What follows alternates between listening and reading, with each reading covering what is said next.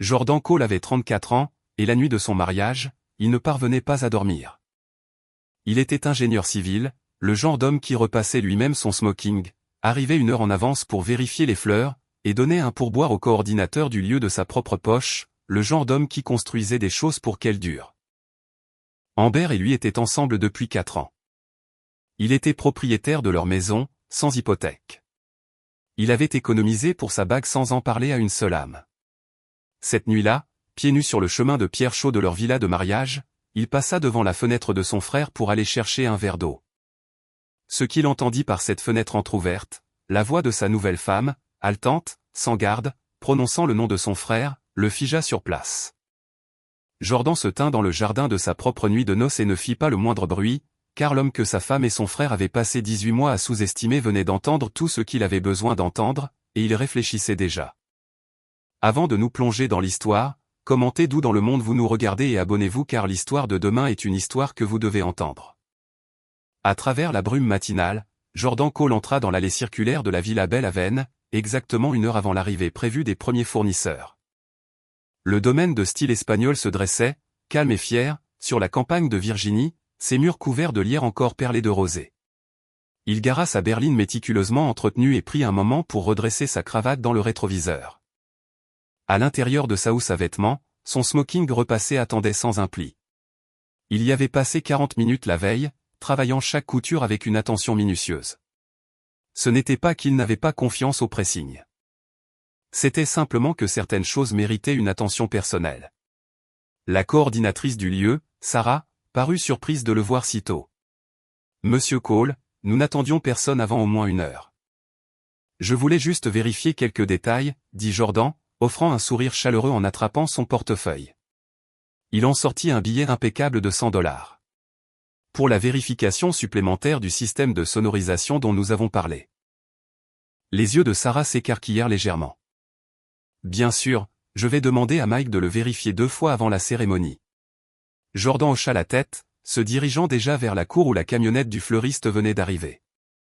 Il avait spécifiquement demandé des roses blanches avec des chardons bleus pour le corsage de sa mère.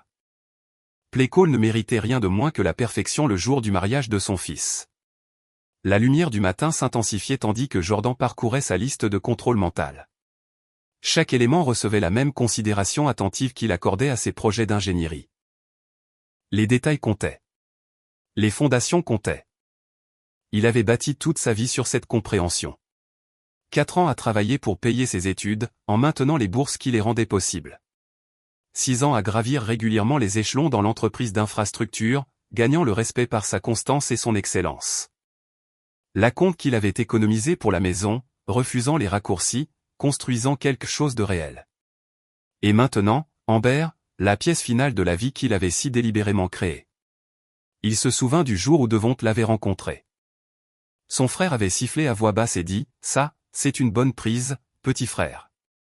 Jordan s'était senti fier à ce moment-là, fier que son approche stable et patiente de la vie l'ait conduit à quelqu'un qui pouvait impressionner même son charismatique frère aîné. La matinée se déroula sans accroc jusqu'à ce que Jordan se souvienne du fermoir de la boucle d'oreille d'Amber, toujours sur sa commode à la maison. Elle l'avait laissé là la veille après avoir essayé une dernière fois la tenue complète.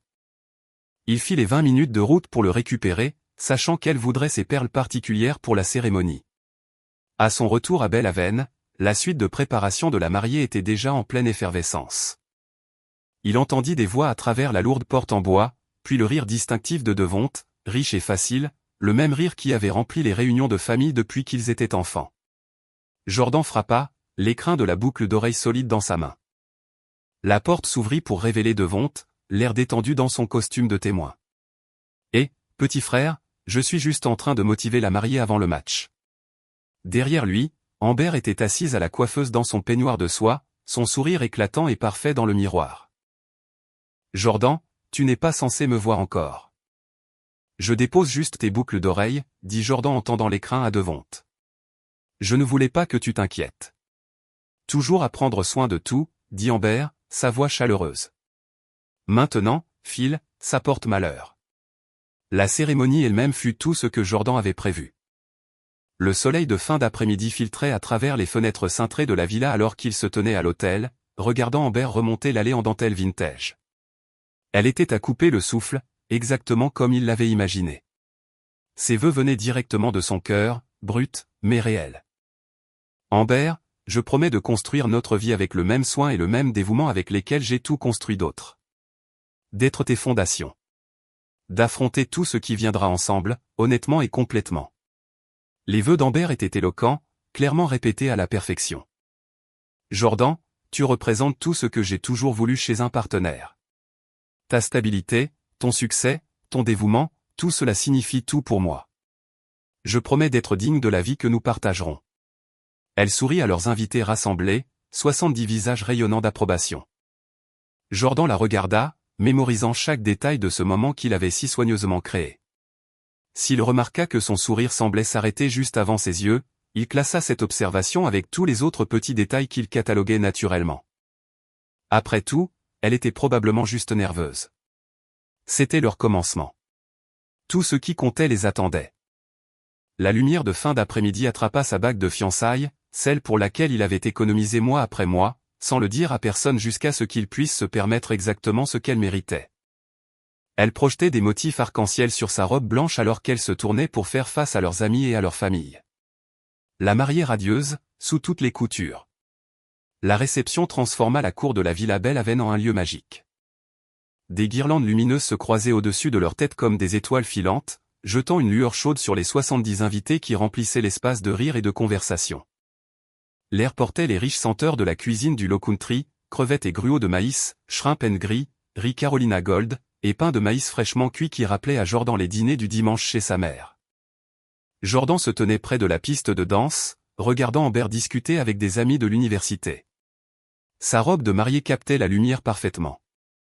Un autre détail qui s'était déroulé exactement comme prévu.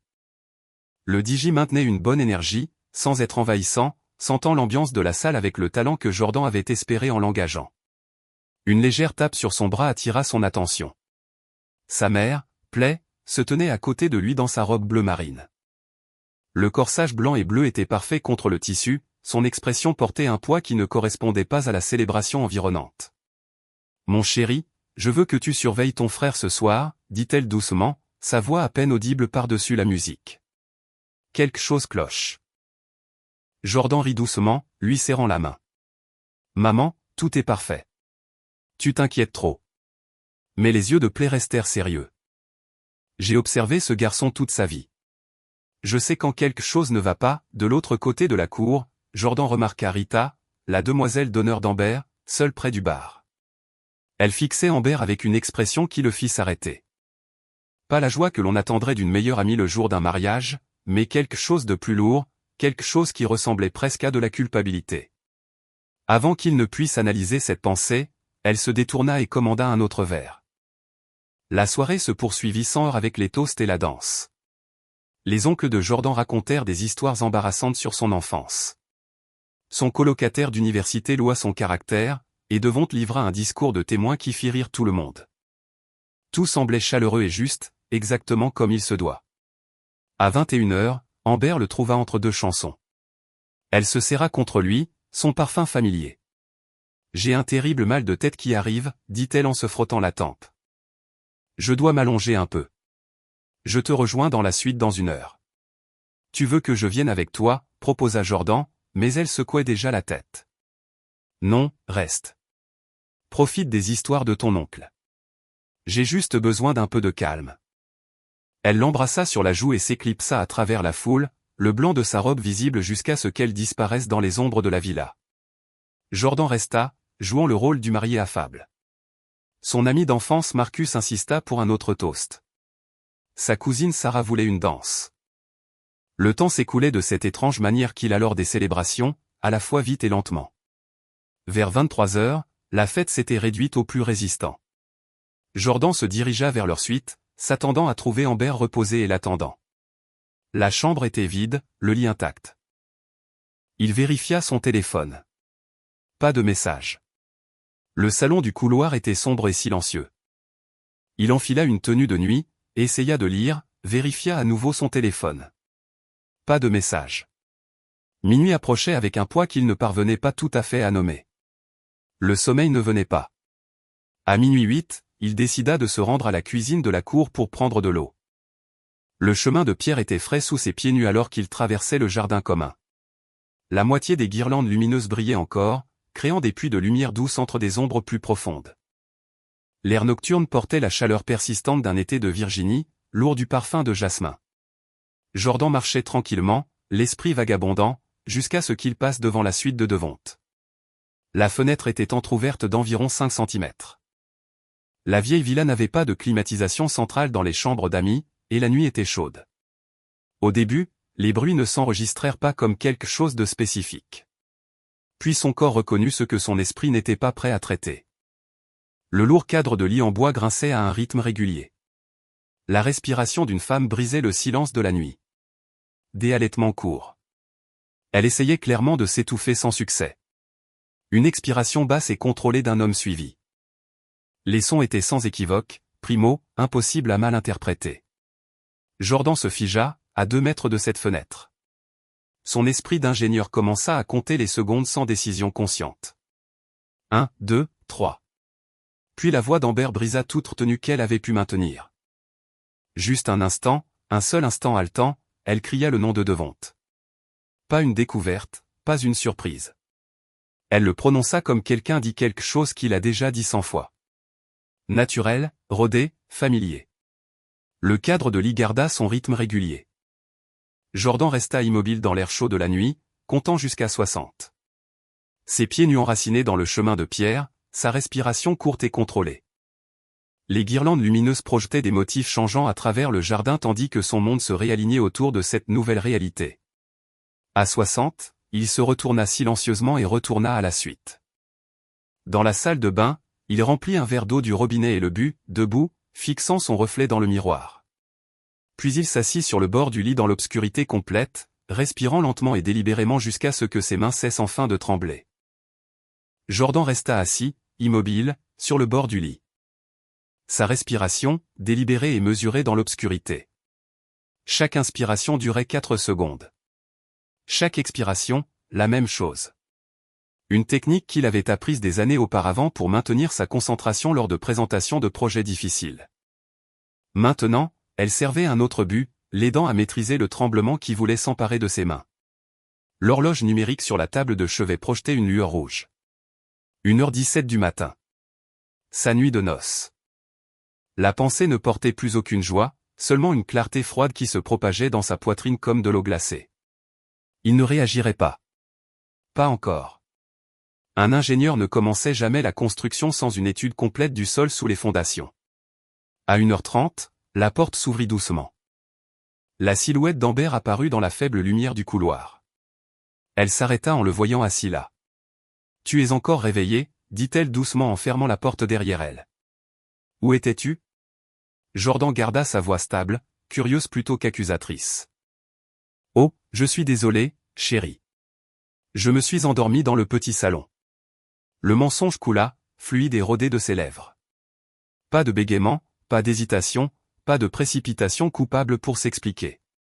Ce mal de tête m'a vraiment assommé. Jordan la regarda se déplacer dans l'obscurité, notant comment elle n'allumait aucune lumière, comment ses mouvements restaient fluides et contrôlés. Ce n'était pas la première fois qu'elle orchestrait un retour prudent dans le noir. « Tu te sens mieux maintenant ?» demanda-t-il. « Beaucoup mieux. » Elle se glissa dans le lit à côté de lui, sentant le savon frais. Récemment douché. Un autre détail qui se mit en place. Essayons de dormir. On a un grand brunch demain. Jordan s'allongea contre les oreillers, fixant le plafond tandis que la respiration d'Amber se calmait finalement au rythme du sommeil à côté de lui.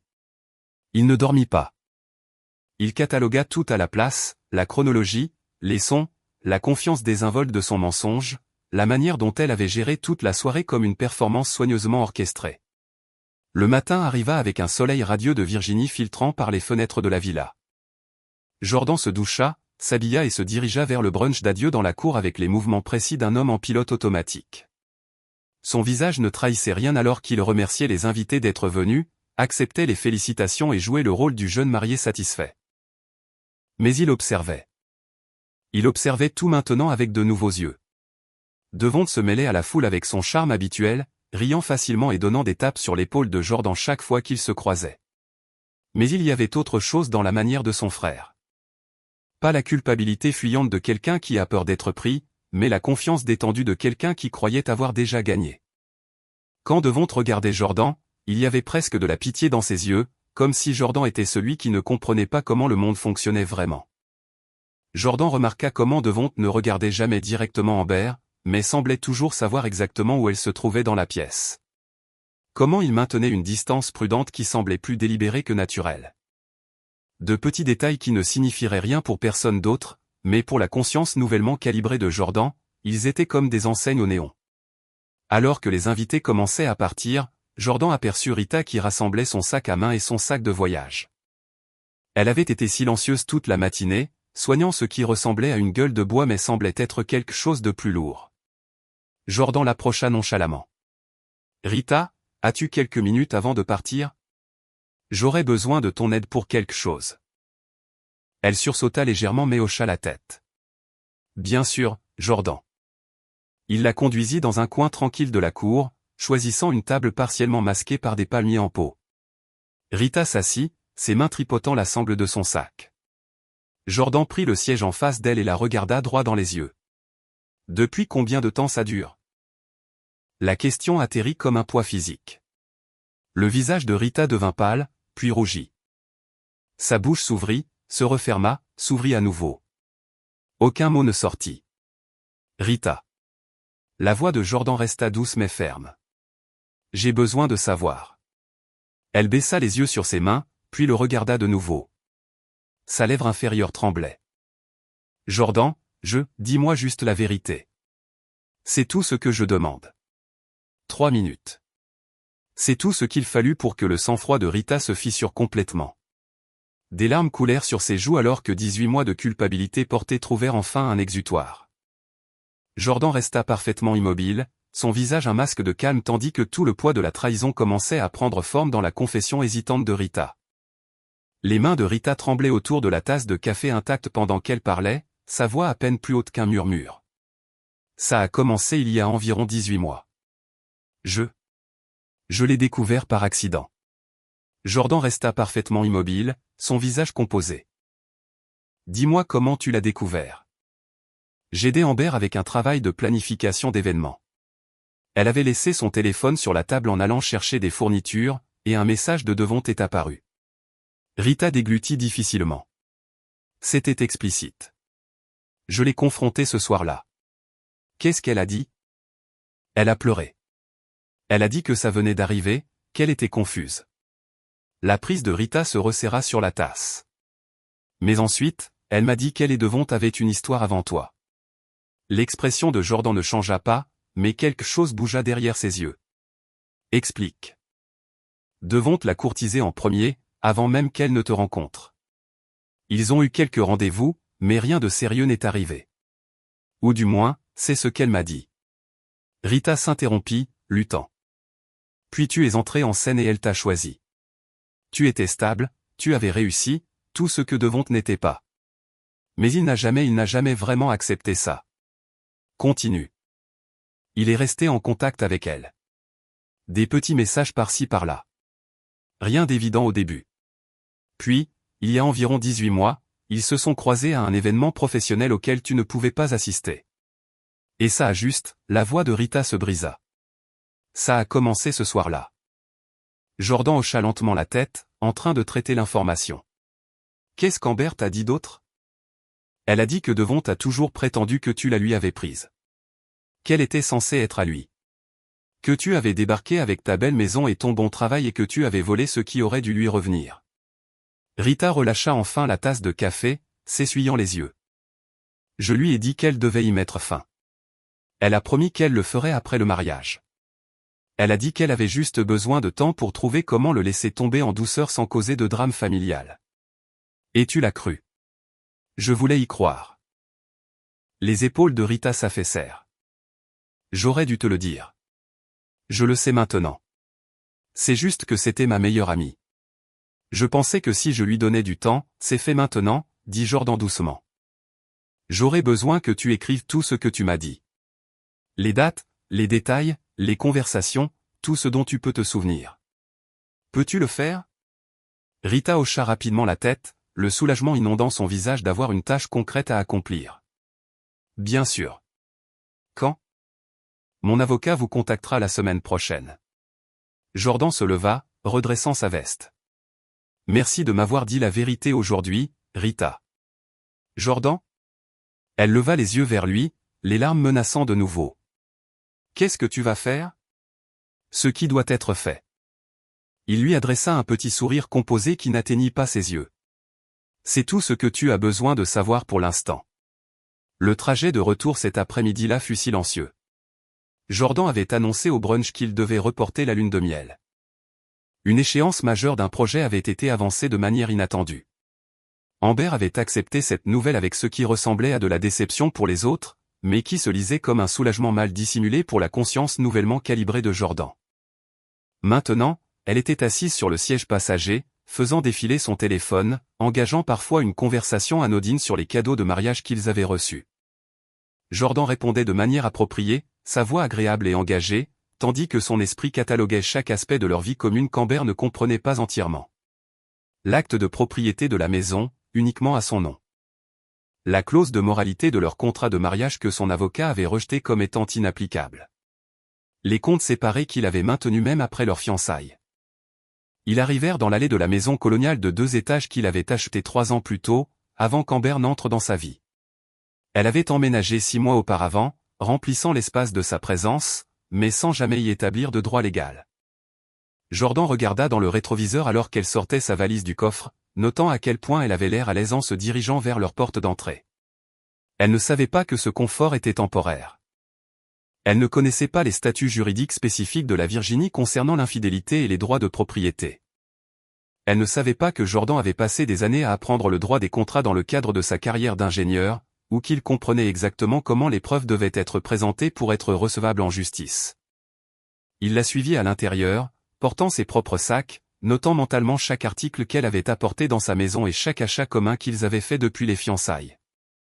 Le catalogue dans son esprit était précis, méthodique, exactement comme les études structurelles qu'il menait avant de commencer tout projet majeur. « Je vais prendre une douche », annonça Amber en montant à l'étage. « Ensuite, on pourrait peut-être commander à manger. » Ça me paraît parfait, répondit chaleureusement Jordan, calculant déjà combien de temps il lui faudrait pour documenter tout ce dont il avait besoin avant le premier dépôt légal.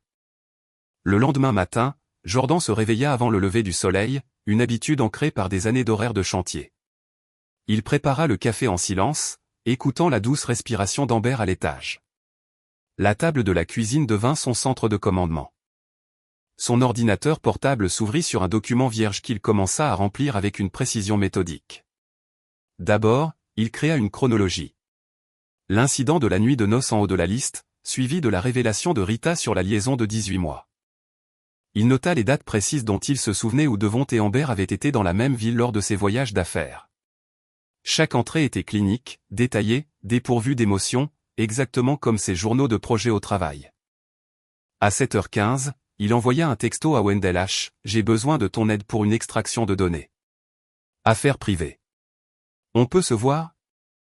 La réponse de Wendell arriva en quelques minutes, « Tout ce que tu veux. Tu te souviens de cette fois en terminale où tu m'as évité l'expulsion? Je te dois toujours ça. » Ils convinrent de se retrouver dans un café tranquille, loin des lieux habituels de Jordan. Wendell arriva dans son uniforme typique de consultant en informatique, des vêtements décontractés qui avaient quand même l'air professionnel. Il écouta sans interruption tandis que Jordan expliquait ce dont il avait besoin, les métadonnées de localisation des photos du cloud partagé d'Amber, toutes les données GPS des comptes partagés, la vérification des eurodatages à des dates spécifiques. « Elle ne t'a jamais retiré du partage familial ?» demanda Wendell. « Non, elle ne pensait pas en avoir besoin. »« Alors c'est complètement légal ?» Wendell hocha la tête. « Donne-moi 3 jours. Je vais tout extraire proprement, le formater pour que ça tienne devant un tribunal si nécessaire. » Jordan le remercia et partit, se rendant directement au bureau du cabinet d'avocat de Patricia Odom. Le bâtiment était sobre mais professionnel, tout comme Patricia elle-même, une femme d'une 50aine d'années qui rayonnait de compétences sans ostentation. « Montrez-moi ce que vous avez, » dit-elle après que Jordan lui eut expliqué sa situation. Il exposa sa documentation initiale, la chronologie, la déclaration en attente de Rita, le reçu de restaurant qu'il avait photographié, ses notes sur les schémas d'absence. Patricia examina tout avec une attention aiguë, prenant occasionnellement des notes. Il y a plus à venir, expliqua Jordan. Extraction de données informatiques, registre de localisation, Patricia hocha la tête, puis sortit une copie du contrat de mariage de Jordan. L'avocat de votre femme a rejeté la clause de moralité de la section 4.3 comme étant inapplicable. C'était une erreur. Elle tapota la page. En vertu de la section 20 à 107.3 du Code de Virginie, avec une documentation appropriée de l'infidélité, cette clause est totalement valide, surtout étant donné que l'infidélité semble s'être produite avant, pendant et immédiatement après la cérémonie elle-même. Jordan absorba l'information. Que dois-je faire? D'abord, protégez vos actifs immédiatement. Patricia sortit une liste de contrôles. Fermez tous les comptes joints qui n'ont pas encore été entièrement traités. Arrêtez toute modification de propriété en attente. Déplacez vos actifs personnels vers de nouveaux comptes dans des banques différentes. Faites tout cela dans les 48 prochaines heures. Jordan passa le reste de la journée à exécuter la liste de Patricia. Il se rendit dans 3 banques différentes, parlant à voix basse avec les directeurs, n'expliquant que le strict nécessaire pour s'assurer de leur coopération. Il contacta son avocat spécialisé en immobilier et stoppa la modification de l'acte de propriété qui aurait ajouté le nom d'Amber à sa maison. Elle n'avait pas encore été déposée, elle était toujours en attente de traitement. Ce soir-là, il rentra chez lui et dîna avec Amber comme si de rien n'était. Elle parla de lancer son entreprise d'événements, d'utiliser une partie de leurs ressources communes pour financer le démarrage. Jordan hocha la tête en signe de soutien, notant comment elle parlait de ses actifs comme s'ils étaient déjà à sa disposition. « As-tu repensé à la lune de miel ?» demanda-t-elle. « On pourrait peut-être la reprogrammer pour le mois prochain. »« Laisse-moi vérifier le calendrier du projet, » répondit Jordan, sa voix chaleureuse et engagée. « Je veux m'assurer que nous aurons assez de temps pour bien faire les choses. » Le lendemain matin, il rencontra de nouveau Patricia, cette fois avec les documents remplis pour la première phase de séparation des actifs. Elle vérifia tout, hochant la tête avec approbation devant sa rigueur. « Vous avez agi rapidement mais prudemment, » observa-t-elle. « C'est exactement ça. La plupart des clients laissent l'émotion les pousser à se précipiter ou à hésiter. Vous n'avez fait ni l'un ni l'autre. » Jordan hocha la tête, signant là où elle indiquait. « Je suis ingénieur. On construit les choses étape par étape. On s'assure que chaque couche est solide avant d'ajouter la suivante. » Patricia rassembla les documents signés, lui tendant la main. « Nous allons déposer ça aujourd'hui. La prochaine étape sera de rassembler les preuves de métadonnées, puis de préparer les procédures formelles. Êtes-vous prêt? » Jordan lui serra fermement la main, ressentant la certitude tranquille de quelqu'un qui avait posé de bonnes fondations. « Oui, » dit-il simplement en se levant pour partir. « Je suis prêt. » Le soleil du soir était déjà couché quand Jordan ouvrit l'email de Wendell dans son bureau. Le bâtiment était vide, la plupart des employés partis depuis des heures, ne laissant que le doux bourdonnement du système de CVC et le bruit lointain de la circulation en bas. Il cliqua sur la pièce jointe, entrant le mot de passe sécurisé que Wendell lui avait envoyé par SMS séparément. Le rapport de métadonnées s'ouvrit avec une simple chronologie, date, lieu, horodatage. Chaque entrée était codée par couleur selon le niveau de vérification. Vert pour les confirmations multiples, jaune pour une forte probabilité, rouge pour les données non concluantes. Presque tout était vert. Jordan se pencha en avant, faisant défiler lentement. 8 occasions distinctes réparties sur 18 mois se matérialisèrent avec une clarté numérique précise. 15 mars, le téléphone d'Amber localisé dans un restaurant de Richmond où Devont avait publié un check-in sur les réseaux sociaux. 22 mai, les 2 téléphones se connectant à la même antenne relais à Virginia Beach pendant 3 heures. 8 juillet, des données de localisation partagées les plaçant dans le même hôtel du Maryland. Chaque date correspondait parfaitement à des périodes où Jordan était en déplacement sur des chantiers. Des moments où il avait appelé pour prendre des nouvelles, entendant la voix d'Amber, enjouée et désinvolte, lui dire qu'il lui manquait. Il se souvenait maintenant de conversations spécifiques, désormais revêtues d'un nouveau contexte. Elle mentionnant un dîner entre amis à des dates où son téléphone la plaçait avec Devont. Des références désinvoltes à des virées shopping qui correspondaient à des localisations d'hôtels. La précision de la chose le frappa. Pas seulement la trahison elle-même, mais la planification minutieuse autour de ses absences, l'exploitation délibérée de sa confiance en eux deux. Ses propres compétences en gestion de projet se reflétaient à travers un miroir déformé. Ils avaient traité sa fiabilité prévisible comme une ressource à exploiter. Puis il atteignit la dernière entrée. Les mains de Jordan s'immobilisèrent sur la souris. L'horodatage était 14h15, la veille de son mariage. Pendant qu'il était à la Villa Belle-Haven à diriger les fournisseurs, à vérifier l'équipement sonore, à s'assurer que tout était parfait, le téléphone d'Amber l'a placé au Riverside Inn, à 40 minutes de là, l'hôtel où, selon un reçu recoupé, Devon s'était enregistré l'après-midi précédent. Elle avait été avec son frère quelques heures avant leur mariage, quelques heures avant de se tenir à cet hôtel, quelques heures avant de prononcer des vœux qu'elle avait déjà brisés. Jordan se renversa dans son fauteuil, l'obscurité du bureau se pressant autour de la lueur de son écran d'ordinateur. Il pensa à ses vœux répétés, polis et prêts pour la performance, tandis que les siens avaient été bruts et réels. Il pensa à la façon dont elle avait souri pendant ceci, ce sourire qui n'avait jamais tout à fait atteint ses yeux. Pendant 2 heures, il resta complètement immobile, traitant non seulement le fait de la trahison, mais son architecture, la façon dont elle avait été construite sur sa propre fiabilité, sa prévisibilité, sa volonté d'excuser les petites incohérences. Ils avaient utilisé ses meilleures qualités comme des outils contre lui. À 21h45, il prit son téléphone et appela Play. Sa mère répondit à la deuxième sonnerie.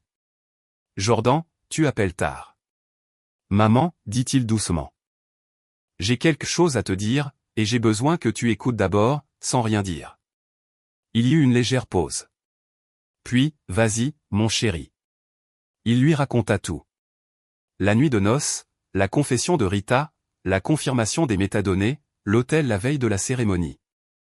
Il livra tout cela sur le même ton mesuré qu'il utilisait pour ses rapports de projet, laissant les faits parler d'eux-mêmes.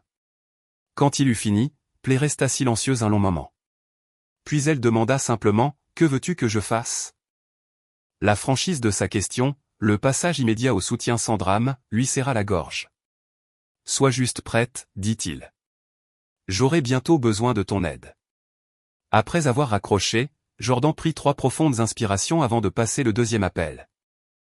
Oncle Harold répondit avec sa gravité habituelle. « Jordan, tout va bien ? Oncle Harold, j'ai besoin de toi à un dîner de famille ce samedi. Il y a quelque chose qui est sorti et que tu dois entendre en personne. » Harold, qui avait aidé à élever les 2 frères après le départ de leur père, qui avait co-signé les prêts commerciaux de Devon et s'était porté garant de lui à plusieurs reprises, ne demanda pas de détails. Il dit simplement, « À quelle heure ?» Jordan lui donna les détails, termina l'appel et posa son téléphone face contre le bureau. Il se renversa dans son fauteuil, fixant le plafond du bureau, laissant le silence s'installer autour de lui. Le système de CVC bourdonnait. La circulation se déplaçait en bas. Quelque part dans la ville, sa femme et son frère vivaient des vies construites sur l'hypothèse qu'ils ne sauraient jamais, ne verraient jamais, n'agiraient jamais. Il continua de fixer le plafond, parfaitement immobile, tandis que les dernières pièces de sa réponse se mettaient en place dans son esprit. Le lendemain matin, Jordan se réveilla à son heure habituelle de 6 heures. Il suivit sa routine matinale avec une précision rodée, préparant le café, lisant les nouvelles sur sa tablette, lançant une machine à laver avant sa douche. Quand Amber descendit à 7h15, il était déjà habillé pour le travail, son costume repassé et sa cravate parfaitement nouée. « Bonjour, dit-il, lui faisant glisser une tasse de café sur le comptoir comme il le faisait toujours. « Merci, sourit-elle en prenant la tasse. S'il y avait une tension dans ses épaules, le moindre indice qu'elle portait le poids de la tromperie, cela ne se voyait pas. Elle maîtrisait cette performance depuis longtemps. Jordan l'observa par-dessus sa propre tasse de café, étudiant l'aisance avec laquelle elle se déplaçait dans leur cuisine. Combien de matins avait-il fait cela? Combien de fois avait-elle quitté leur maison pour rencontrer Devon, puis était revenue à cette même routine comme si de rien n'était? Je pensais, dit-il nonchalamment, on devrait faire quelque chose en famille ce week-end. Maman a mentionné qu'elle voulait nous inviter à dîner samedi. Juste la famille proche, quelque chose de simple pour célébrer. Le visage d'Amber s'éclaira. Ça a l'air sympa. Ta mère a été si gentille depuis le mariage. C'est vrai, acquiesça Jordan, gardant sa voix chaude et stable. Il envoya le texto à Devon après le départ d'Amber pour le travail. Maman veut faire un petit toast samedi soir. Juste la famille. 19h, tu devrais être là. La réponse de Devon arriva rapidement. Je ne manquerai ça pour rien au monde, petit frère.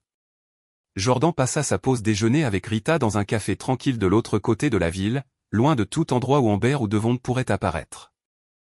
Les mains de Rita tremblaient légèrement alors qu'elle signait la déclaration écrite qu'il avait préparée, détaillant tout ce qu'elle savait sur l'affaire, sa durée, les incidents spécifiques dont elle avait été témoin, les conversations avec Amber. La révélation initiale que Devon avait courtisé Amber en premier. « Je suis tellement désolé », murmura Rita en lui repoussant les papiers signés. « J'aurais dû te le dire avant le mariage. » Jordan plia soigneusement la déclaration et la plaça dans son dossier. « Tu me le dis maintenant, dit-il simplement. C'est ce qui compte. » Ce soir-là, il imprima tout depuis son bureau après les heures de travail. Les journaux de métadonnées compilés par Wendell montrant 18 mois de localisation qui se chevauchaient, le reçu de restaurant au nom de Devon, les registres de l'hôtel de la veille du mariage. Il organisa chaque document chronologiquement, construisant l'histoire pièce par pièce, ne laissant aucune place au déni ou à la réinterprétation. À la maison, Amber raconta sa journée pendant le dîner, mentionnant des projets pour le week-end avec la même confiance tranquille qu'elle maintenait depuis des mois. Jordan répondit naturellement, posa les bonnes questions, montra le bon intérêt. À l'intérieur, il ressentait un étrange détachement, comme s'il observait la scène de l'extérieur. La construction minutieuse de ses mensonges à côté de la construction minutieuse de sa réponse. Deux personnes jouant des pièces différentes sur la même scène. Il se rendit chez Play le vendredi matin avant le travail, apportant du café et les informations essentielles dont elle avait besoin. Il lui montra les documents clés, mais pas tout. Juste assez pour qu'elle comprenne la gravité de ce qui allait se dérouler chez elle le lendemain soir. « Harold sera là, lui dit-il. J'ai besoin que tu me laisses gérer. Ne dis rien avant que j'ouvre le dossier. » Le visage de Play était composé, mais ses yeux contenaient une profonde tristesse. Pas seulement pour Jordan, mais pour ses deux fils, l'un qui avait trahi, l'autre qui avait été trahi. « Je serai prête, dit-elle simplement, lui serrant la main. Cette nuit-là, Jordan s'assit à son bureau après qu'Amber fut allé se coucher. La maison était silencieuse, à l'exception du doux ronronnement du ventilateur de plafond. Il ouvrit le dossier une dernière fois, vérifiant que chaque document était en place, chaque preuve arrangée dans l'ordre dont il avait besoin. Les journaux de métadonnées, la déclaration de Rita, le reçu du restaurant, les registres de l'hôtel, la chronologie qu'il avait construite, cartographiant chaque mensonge par rapport à sa vérité correspondante. Il passa son doigt le long du bord des papiers, sentant le poids de ce qu'ils représentaient. Pas seulement des preuves de trahison, mais la preuve d'un calcul, de choix délibérés faits sur des mois et des années, de la confiance utilisée comme une arme. Jordan referma le dossier d'un coup sec et le plaça dans son sac en cuir. Il s'adossa à son fauteuil, écoutant le silence de la maison qu'il avait achetée, qu'il avait partagée, qu'il avait transformée en foyer. Demain changerait tout. Mais ce soir, à cet instant, il restait simplement assis, immobile, laissant le silence l'envelopper comme un manteau familier. Le salon de la maison de Play avait la même familiarité chaleureuse que toujours, des photos de famille soigneusement disposées sur les murs, le canapé en cuir usé et confortable, la douce lumière jaune des lampes. Mais ce soir, l'air était différent, plus lourd. Harold était assis dans son fauteuil habituel, sa présence remplissant la pièce d'une autorité tranquille. Il hocha la tête une fois quand Jordan entra, un léger geste qui portait le poids de la compréhension. Jordan posa le dossier en cuir sur la table d'appoint avec un soin délibéré, puis embrassa la joue de sa mère. Les mains de Play étaient stables alors qu'elle ajustait un coussin, ses mouvements mesurés et précis. « Le café est frais, dit-elle simplement, mais elle ne bougea pas pour en servir. Ils savaient tous que personne n'en boirait. La sonnette retentit à 19 heures précises. La voix d'Amber arriva de l'entrée, claire et enjouée. Ça sent merveilleusement bon. Ses talons claquèrent sur le parquet alors qu'elle tournait le coin pour entrer dans le salon, toujours enveloppée dans la confiance de quelqu'un qui croyait comprendre la soirée à venir. Elle portait les boucles d'oreilles en perles que Jordan lui avait offertes pour leur premier anniversaire, et quelque chose se serra dans sa poitrine à cette vue. La deuxième sonnerie retentit 3 minutes plus tard. Les pas de Devon étaient plus lourds, son rire le précédant dans le couloir. Ce même rire que Jordan avait entendu à travers la porte de la suite nuptiale. « Man, tu te caches ici ? J'ai apporté le vin que tu... » Le moment s'étira, tendu à l'extrême. Devon s'arrêta dans l'embrasure de la porte. Le sourire d'Amber se figea en plein geste. Leurs regards se croisèrent une fraction de seconde avant qu'ils ne puissent se rattraper. Un regard réflexe chargé de reconnaissance, de panique, et d'autre chose. Quelque chose de rodé. Jordan observa les micro-expressions vaciller sur leur visage, le léger élargissement des yeux d'Amber, la tension presque imperceptible dans la mâchoire de Devonte. La culpabilité avait son propre langage, et ils se mirent soudain à le parler tous les deux couramment. Jordan ne se leva pas. Il attrapa le dossier avec la même précision calme qu'il apportait à chaque revue de plan, à chaque analyse structurelle. « Asseyez-vous, dit-il doucement. Tous les deux. Devonte se reprit le premier, affichant un sourire facile. « Qu'est-ce qui se passe, petit frère ? Ça a l'air sérieux. » Ça l'est. Jordan sortit le premier document. Le reçu du restaurant de Richmond. Il le posa au centre de la table basse. Il y a 6 mois. Dîner pour 2 à Laurent S. Le restaurant où Amber m'avait dit n'être jamais allé.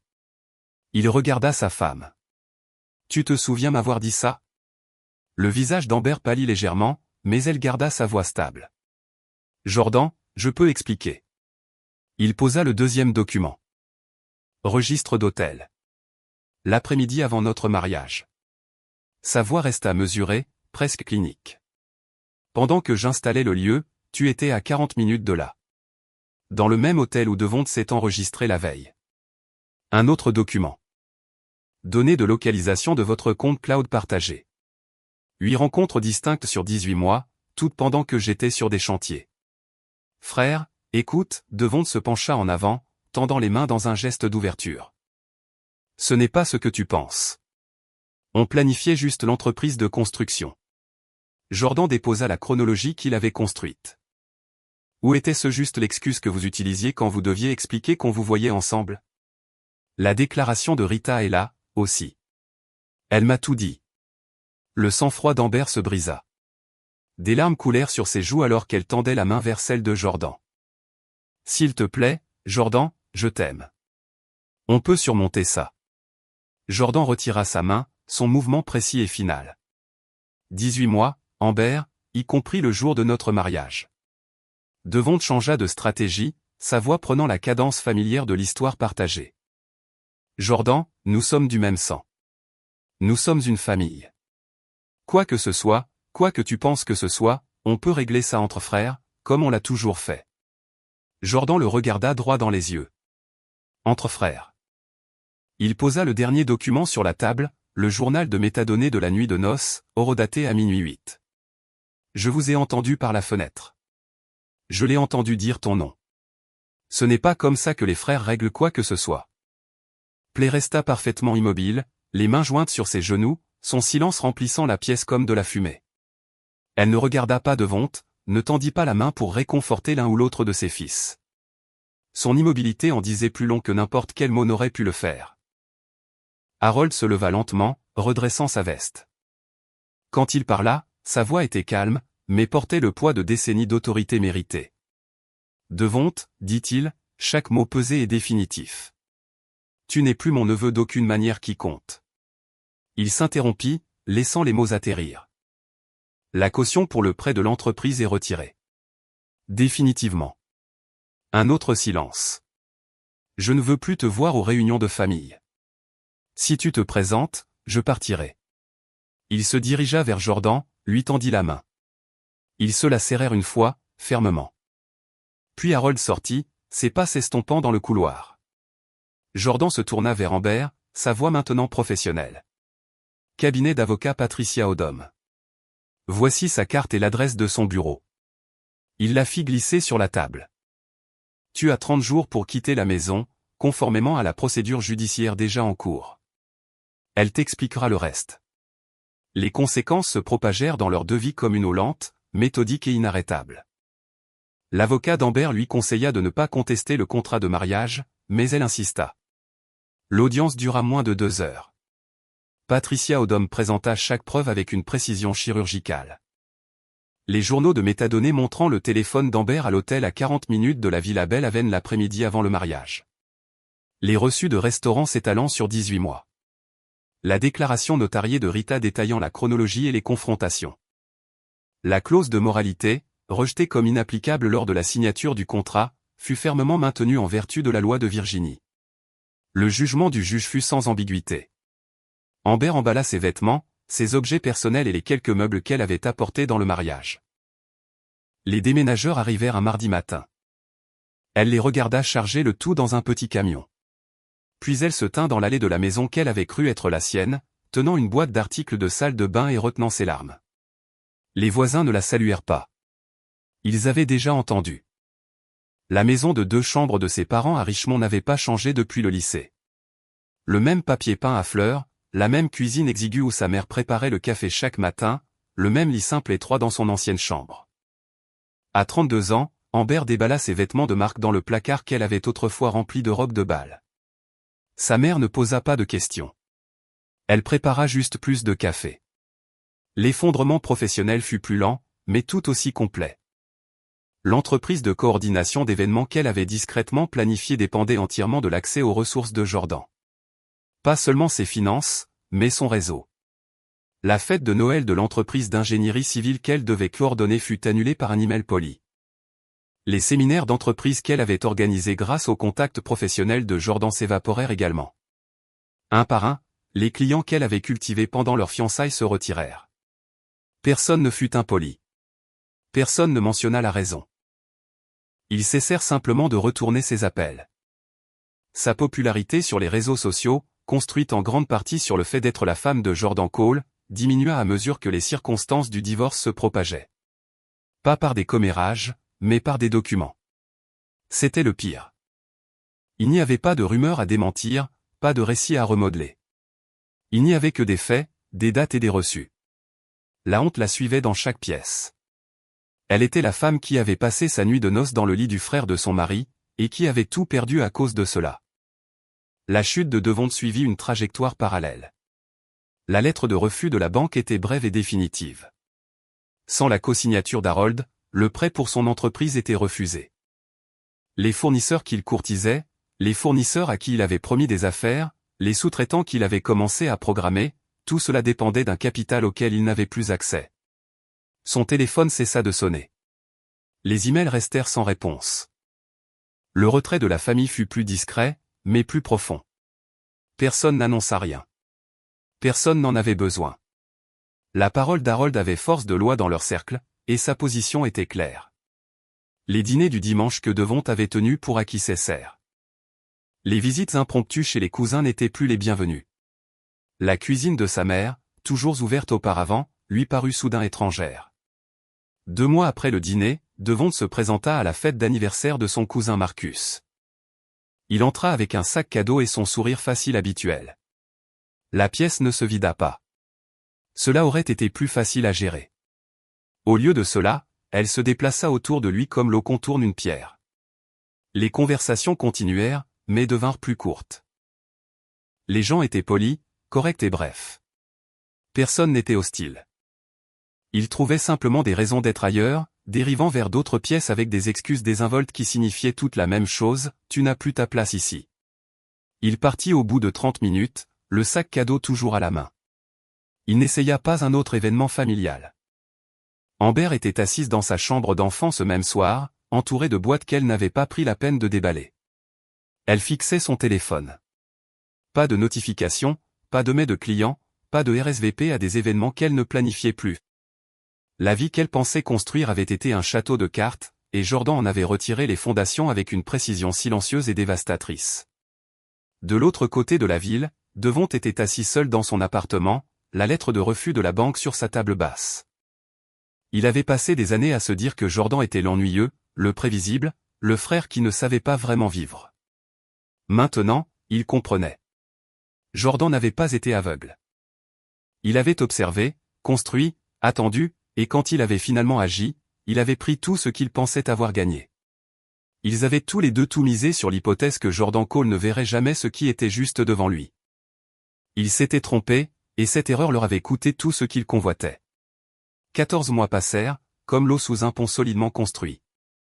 Jordan était assis à son bureau, la lumière du matin inondant les fenêtres, examinant les plans finaux du projet de pont régional de Chesapeake. Son nom était clairement indiqué en bas, chef de projet principal, Jordan Cole. Un titre non pas gagné par des raccourcis ou des relations, mais par la même compétence constante qu'il avait menée jusqu'ici. Il traça du doigt les calculs de fondation, vérifiant les répartitions de charges et les points de contrainte.